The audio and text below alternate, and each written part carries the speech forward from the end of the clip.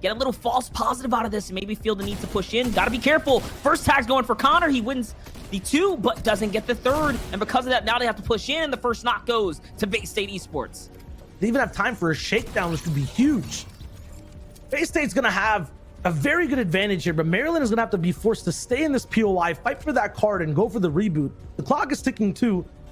It's a 2v2, so both sides already exchanging losses. Mackle Kate being alive. Jelly comes up though. Hold up, tags go out. I hear a charged shotgun on the other side, and the punishment is there. It's a 1v2. Can CKM do this? And no, even though they were so low, it wasn't enough. Not enough big shots here to win out. Yeah, letting a lot of shots while being mobile, you kind of just take away a little bit of damage, not aiming in, but it's all good. Feels like he did all the damage to Mackle. No, he had a med kit actually, so it doesn't even get that kind of hindrance there to the squad. Jelly will be able to make it in, hopefully find a reboot van as well. Yeah, it's going on and on here, but their full trio still, like I mentioned before, they had a disadvantage. The big shots come in, and Code Red evens the playing field a little bit more now. It's a knock though, but we know in trios settings that extra player can always go for the res off, so things should be a-okay here as the bounce back continues, but the shockwave might just disrupt the pickup. No, Code Red gets it off. Even with the shockwaves coming out, Trigger tries to get back up to his teammates. He is gonna be successful, and he goes, and down goes Instinct. A monstrous shot there. It's up to Mogul now to swing in. Again, 2 men down now. Mogul by himself. Can he get the save here? Maybe pick up his teammate. Go for the runoff. I'm not sure. Pressure's on. Bets. Pressure's definitely on. These guys might just be fighting over Surge, but it looked like both teams were way in ahead. End up on the losing side of it. If the Storm Surge finishes them off now, they walk away with that Elim because they've done the last bit of damage, and I think they realize here they're just holding out. No need to do it. Wait for the last second. He walks into a free fire. Instead, it's Duke GWA now on top. 3 eliminations in their favor. Refresher as well. BX7 and Mars find another one too here. 4 eliminations for them. Yeah, they can get really fast, and we know over at the dunes, over in the sand, that low ground can sometimes be your biggest ally. It doesn't change too much and can be easily maneuverable. There's not too many big hills, just some little bouncy dunes. We'll see exactly where Sage ends up going, just staying on this mid ground there. They could easily drop to low right now and save a lot of materials, but they're making sure to invest and have no one else really impede on their tarp. But here is the big view monster on height. We have Carpsy, DJ, and Mike. Looking just like Heats yesterday. They're up on top, and they're finding knocks off it as well. Soy Domo is going to fall there to Mike. Zeus is going to fall. Soy Domo gets completely finished by Mike, and now 7 goes up for high ground. He's trying to think about it. No, instead, it's to get to his own layer. Little did I realize his teammate was down here, but does manage to find him back. His layer is being controlled by a couple other players, though. You have Harmony, Jelly, Circus there. A few others. Do have to be careful. 2 shockwaves, though. It's enough for both of them to make something big happen. This is where all the placement points really starts to cut in now. Remember, it was 24, 21, 17. Every 3 teams that fall, points start to jump up. Then, of course, that top 10 things stagger a little more. The fight begins. And slightly a little bit faster, though. Now it's just all about the tarps. Everyone else is getting a little bit freaky with it on height, on low. Shots coming out. Sage actually goes down, unfortunately, to Jelly. The clutch run of game 1 so far is looking very good for them. With Mars down now, 7 and BX are in a little bit of trouble. The mat is starting to run a little bit low in terms of the resource pool. It looks like they're now down to just wood, have 100 hard mats left just on 7. Here we go now. 4 elims. Mars is down. This is a team that, again, last we checked, they were on top coming out of week number 8 in first place, week 3 in first place. They've taken champs before. Can they do it again as a 2-man team? DJ and Carpsy actually do something risky. They go for the safe strategy up in the air. Is it to play into the rift, though? Hold up. What's the idea here? Okay, so they've actually given up high ground, and now they're going to have to force their way down. Something's gone terribly wrong up above. Here is DJ. The bad dive down. And now he's floating like a sitting duck in the sky here. Carpsy's already touched down. You can see DJ's health slowly getting chipped away there. He's down to barely anything. Carpsy getting hunted down now as well. 10 mats, no mats. Scratch that. DJ still up. Gets tagged all the way into low ground. He goes just enough to stay up, but no, not for very long. But it's still top 8 here. DJ's down now, all up to Carps. He just has 1 shockwave to his name. We'll see what he does with it. We switch off on height. We do have Scrub River alive, but once again, is their teammate up? Yes, yes, yes. Duke is there too. I think he's way, way up high, playing insurance, just in case there's some rifters up top. Harmony, Harsh, and Control, though, are holding down that mid ground. No one can really bother them. At low, though, it's a complete mess, Monster. Everyone's in a fight. Ashland University up on high ground right now, putting that pressure down.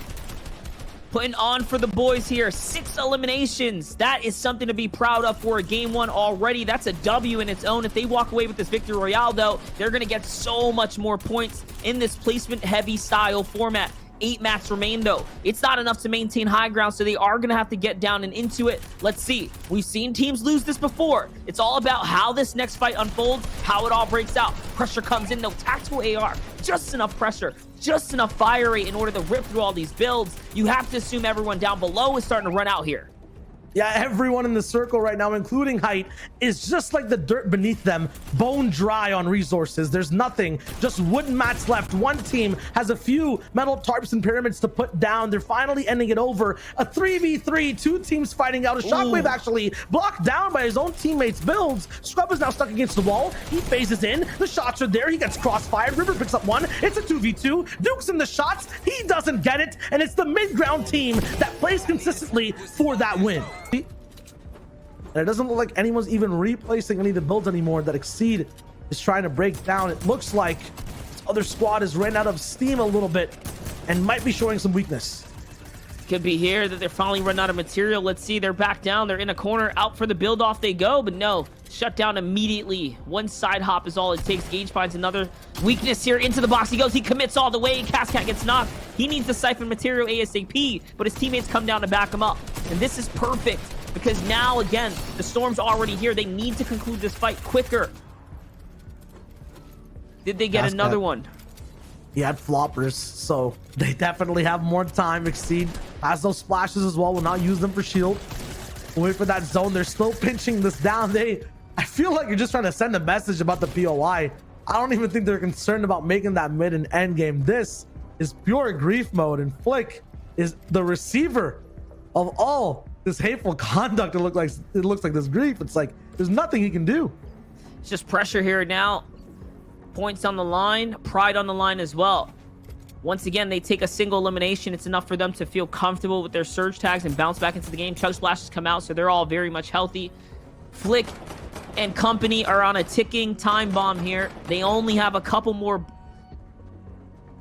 I want to try. I think the tone is very different from the other side of the map. They're always going to be looking for that big pick instead of just forcing that 3v3 fight.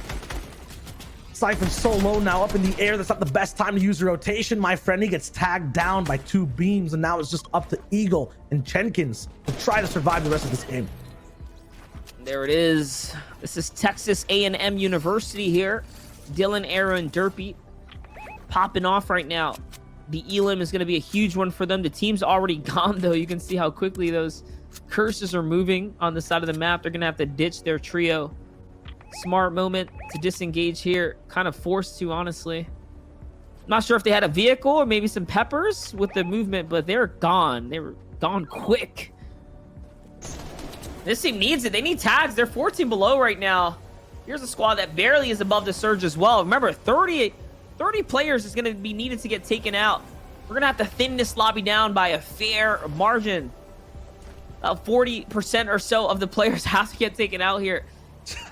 18 seconds remain before that pops off, and I mean, it doesn't matter if you're still floating. Surge will still get you. 52 damage above now for Harmony, Harsh, and Control. Steve McSweat do manage to find a little bit more tags here, and it's Fuzzy, though. Fuzzy consistently finding Elim after Elim. He's at 3 now, but they're on shaky grounds here. They're not safe just yet. They're trying. This is Kirtland. Ooh. Community College up top, and there's a big shot on the Tigers who gets wiped out and cleaned up. Tigers there thought he was going to do something big there. It wasn't enough. That was FIU Panthers there coming up for that high ground. Mistakes were made. Steve McSweat denies all of that here. Now it's their high ground to hold. Honestly, here comes the pressure. Should be a textbook closeout here. Now that refresher was massive, by the way. Shyo 5-5-3 now for material. He can split with his entire team. Medium ammo galore as well. Big heals for the storm line later. Fuzzy still turning online here. This is perfect for the trio up above. It's like a loop hippo just ended up falling in his box. That was 300 AR that he split. That AR, we know, is so crucial for suppressing all these other teams on that mid and low ground. But remember, in game 1, Height ended up not winning. You still have to drop down at the end, make sure you're healthy, and land your shots. Right now, everything Kirkland has to do is just get some type of elims, get some pressure. Mars' trio gets to just slide by, barely without getting noticed. Harmony on the back wall gets taken out. So your first place game 1 trio is gone. This is Steve, Cinnamon, and Fuzzy from Kirtland Community College. Their time to take away the lead in this tournament. What lies ahead is that Fall 20 championship. Can they step one major step closer? We asked for a big game. We asked for a pop-off. We knew what it would take to close the gap up to the first place, and they're doing just that. So far, so good. On the low ground, though, Connor, Engage, Exceed, still alive here, trying to operate, actually, just as a two-man team. Another big squad in the game, though, is B-Hegs, 7, and Mars as well, operating all in the mix there, too. A lot of squads we're excited for to see are still here, still putting in work right now. Connor finds a knock. Chris Dots finds 2 as well. Make it 3 here as he concludes onto Kinster as well, and they're turning up in the low ground. Those are points being missed out on from the high ground team, but hey, they're doing all the hard work for them down there. Yeah, this looks like a guaranteed second place for sure for the Kirtland squad. All the way up top, Fishflix gets wiped out at the low ground. Floyd is popping off. AJ as well, back-to-back eliminations. Now we have 7 down here, BX with Mars. We have Maryland holding down the ultimate supreme low ground. They're now finally edging out, just peeking their heads to get back up into boxes. They now have another section of the entire zone to claim. That is boxes everywhere. They're old builds that can possibly edit through as well. 4 different trios left here, Monster. Kirkland Community College, University of Maryland, all still up in this game right now. Let's see how it's going to play out here. 5 eliminations for Kirkland's Community College team right now. Up above, hold up though. B-Hegs and Mars are getting down and dirty here. Make it 6 now for the low ground team of Kirkland. Hold up. It's still going down. Maryland University looking to pop off and show off here. They're staying with one another. They don't have a lot of HP though. They're going to go down one by one. And no, they all do fall. And up on top, it's Kirkland Community College's Cinnamon Pancakes going for the heel off. 8 eliminations for the high ground team. That was a close one. To push these guys into first, it actually was 71 total points. Chario, Chris, and AJ, though, we saw AJ pop off, Monster. They hold second place. Yeah, Chris Dots lit up the feed there. He caught a nice little 3-chain elimination up towards the end there. So it was enough to